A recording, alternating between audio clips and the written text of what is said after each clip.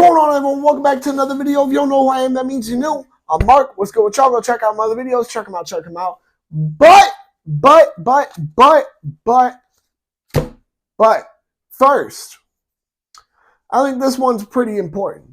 So, my last video, you guys might have seen the 3 most gun-friendly or Second Amendment-friendly states to move to, or not even move to, but in our country. This is going to be the 3 most anti-Second Amendment states. These are states you would not want to move to if you were looking for gun or Second Amendment friendly states, guys. And the reason why I say gun or Second Amendment friendly is because that's a whole nother debacle right there that I'm probably going to make for another video. But until then, let's get into it. So, we're going to start at number 3, New Jersey. I'm sure there are people, in New Jersey, just like in all of these other states, who are going to argue about how just pro Second Amendment their state is, for sure.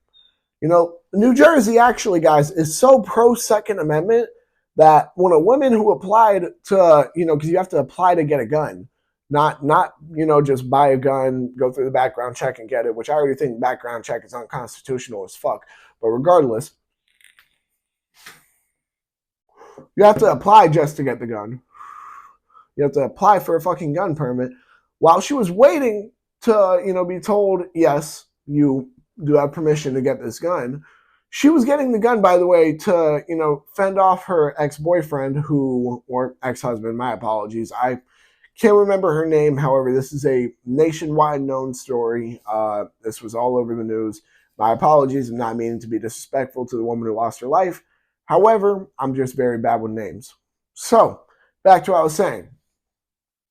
Her ex-boyfriend, who, had beaten her, who she had a restraining order against, who she had openly called the police and said, I think he's going to kill me, and still didn't get approved in time. That is how pro-Second Amendment New Jersey is.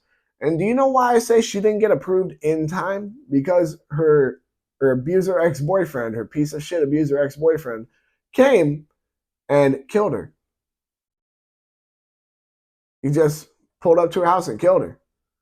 Now, can we 100% say whether or not a gun would have saved her life?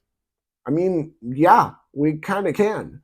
Whether people want to admit it or not, we can say a gun would have saved her life. A gun in the right amount of timing, 100% would have saved that woman's life.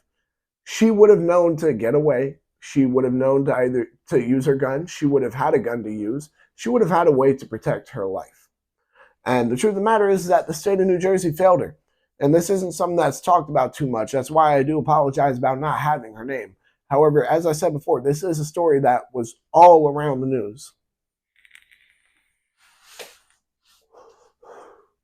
The state of New Jersey failed this woman. She lost her life all because you have to apply just to get a gun. Not, pay for the gun, deal with the background check, which, as I said, I already think is unconstitutional as fuck. But you have to apply for a gun permit just to get a gun. She didn't get approved in time and got killed. It's a tragedy in all reality because not only did they violate her Second Amendment right, they essentially just told her, fuck you, you're going to die and we don't care. She made it apparent that this man was planning on killing her. She made it abundantly clear that her life was in danger. That's why she went to get this gun. Where is she now? Unfortunately, she's 6 feet under. It's very sad to say. I'm not trying to make a joke out of it. As I said before, may her soul rest in peace. However, it is something that the state of New Jersey does need to look at and understand there is no justification for what happened there. Their infringements on the Second Amendment cost this woman her life entirely. Now, number 2, and it's actually very funny that I'm talking about this state because while I'm not from there, my dad's side of the family is from there, New York. For reference, so you guys can understand, my grandfather, when he was younger, and even to this day, he is still very pro Second Amendment. I actually, on my wedding day, got to take a look at his 22, which was amazing. That was such a cool experience. It was the coolest thing ever. It's his 22 pistol that he's had since he was 16. Like, and he has ammo from when he bought it. It was the coolest shit ever. I was damn near nutting myself. But regardless, all right, regardless, he had more guns than I currently own. And I'm not going to say I own a shit ton because I, know people who own more than me. However, he had more guns than I currently own. Now, he did have to sell them, and he openly stated the reason why he had to sell most of them was because of my grandmother. That's a whole nother discussion, but, whatever. Do I think he should have, let her influence him that much? Nope, but I also don't know the situation 100% because I wasn't there. So, as I was saying, all right, New York. My grandfather, and this was when he was out there, had a shit ton of guns. This was long, long, long ago. For reference, so you guys can understand, my grandfather is getting close to 80 years old. So this wasn't like this was any time recently. All right. He has been in the Sunshine State for, I think, over 3 decades now. If not more, I might be mistaken. But the whole point is that New York, since he left, he's been surprised to see how many, anti-Second Amendment laws have been passed in New York and what has been going on there.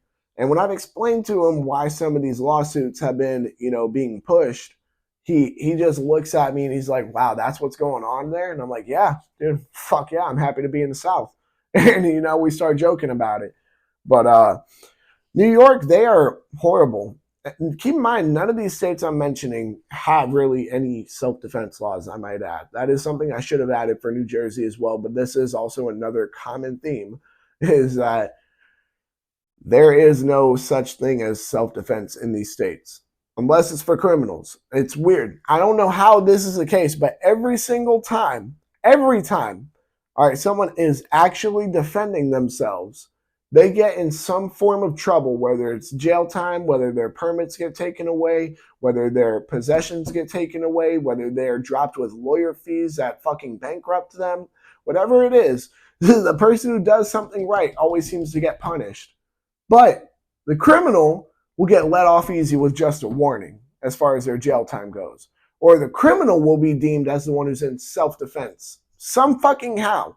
It's insane. It's absolutely ridiculous. But I've seen it a lot in New York in particular. All right? New York is... Look, man, I know I can sit here and say, oh, yeah, well... I know I can sit here and say that New York's bad and shit, but every state is bad. Every state has their areas. However, for it to be a state that you are going to restrict people's rights and force them to be defenseless, all you're doing is creating a state of mass lawlessness. There are kids that are getting beaten to death over there. They're literally, bro, look, it's funny too because you hear like, we'll take like rap, for example, because I hate to be honest, but it is the most violent genre of music out there. It's rap music. The Florida rappers, even though they're talking about killing people, the deaths are not as fucking grimy. These New York niggas are talking about beating people to death. They sitting there talking about stomping somebody to the point that their blood is stained on their shoes, and then they're rocking those shoes forever. What? They got something wrong with them people out there. And the sane-minded folks in New York don't even get a chance to defend themselves. You know why? Because one, if you get caught without carrying, if you get caught carrying without a license, you are going to be sentenced to prison time there. Two, in order to get a concealed carry license or a concealed carry permit, this is where it gets even more fucked up. You have to wait however long they decide until they get to you. Some people have waited over a year. It has been absolutely insane. That is, a matter of fact, why the Bruen decision was even in the first place. That's why the Bruen fucking lawsuit in this case even happened. That's why that's the whole origination of it, is because of the fact that states like New York were being absolutely ridiculous with their concealed carry policies and issuing out the licenses when people have no reason to not have them. It's not like, oh yeah, well, something came up on their background check that stops them. No, it's just that they just didn't want to say, yeah, you're approved and give it to them. It's absolutely ridiculous. And keep in mind, all of these states, you'll notice another common theme is that on top of restricting gun rights to law-abiding citizens, on top of it not affecting the criminals, you'll also see that the crime rate will always be through the roof. Always.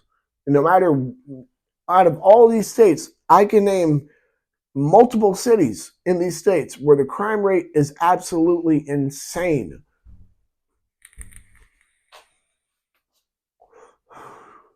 Now, number 3, as I said before, New Jersey. Number 2, New York.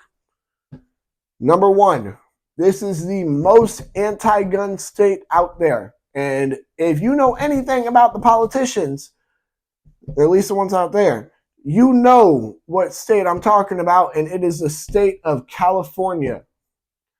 California is the most anti-gun state in the country. They like to call it, reasonable gun control or common sense gun control. The California governor, Gavin Newsom, openly tried pushing for the 28th Amendment, which would essentially ban firearms in all 50 states. Now, if you're wondering more about that, I did do a video on that. You can, of course, check that out. However, for this to be the person who has been elected the governor of the state, the person who the state is like, you know what? This is who, has our best, best in their heart. That's what they want. They want our best. No. He wants to take your rights away. On top of that, he is not doing a singular thing about crime. Crime is rampant all throughout California. Why is that? Is because people can't stop it. The police aren't funded enough to do anything. They don't have the weaponry needed because these states are so anti-gun. On top of that, all these fucking victims who could be armed and defending themselves are left to be sitting ducks. Now, I'm sure some of y'all are thinking, damn, that's already a lot to just, take in about the state of California. However, here's another example of the tyranny that goes on in the communist wasteland of California. There was a man, and this was actually on Cole Leon Noir's channel as well. I'm a decent fan of Cole Leon Noir. Finding out some things I found out about him as far as, his shilling for USCCA and whatnot, not the biggest fan anymore. But I still do think some of his videos have some important information, especially considering how things are going for lawsuits, things like that.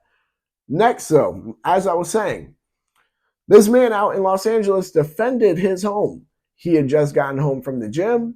He was going inside with some coffee, and several armed intruders started following him to his front door. They had guns on them. They had guns damn near ready to go on him. He realized this, turned around, threw his coffee at them, pulled out, started fucking getting into the fight and laying these fuckers the fuck out. Now, it turned into a whole ass gunfight. It did turn into a whole gunfight. However, this man successfully defended his home. He had a wife and baby in there. And he flat out said they were not going to get in there. Whatever was going to happen, they were not going to get in there. And that is something I respect the hell out of it. I truthfully do. Now, I'm sure you're wondering, oh, what tyranny are you talking about? It was deemed self-defense, of course, because there was even video evidence proving it was self-defense. So that would have just been pure outright tyranny. However, they decided to go while direct, also not as direct as just punishing him for defending himself tyranny. They decided, because they didn't like how he was talking to them, to take his concealed carry license away. Let this sink in. This man just defended his wife and his child from unknown horrors that could have happened, including death. And because the cops didn't like how he was talking to them, they took his right to carry away. Look, I don't have, I'm not the biggest fan of police. I'm also not their biggest hater. But I'll be honest with you, all I can think of is those were just some dirty, corrupt pigs. That's all I can truthfully say. The fact that they sat there and decided, oh yeah, well, I'm going to take this man's rights away because my little feelings are hurt is absolutely disgusting. It is despicable. And it just shows more and more how anti-gun and how anti-Second Amendment the state of California is. It's absolutely disgusting. With that being said, I think that about wraps it up for this video. I don't want to keep going in circles. However, y'all make sure to like, comment, subscribe, share, hit that bell. When you hit that bell, hit all. And because you can agree with me, New Jersey, New York, California can all suck my hairy balls with how anti-Second Amendment they are. Y'all can check out all my other videos. Y'all make sure to stay legal, stay safe, stay dangerous. Have a good one, y'all. Peace.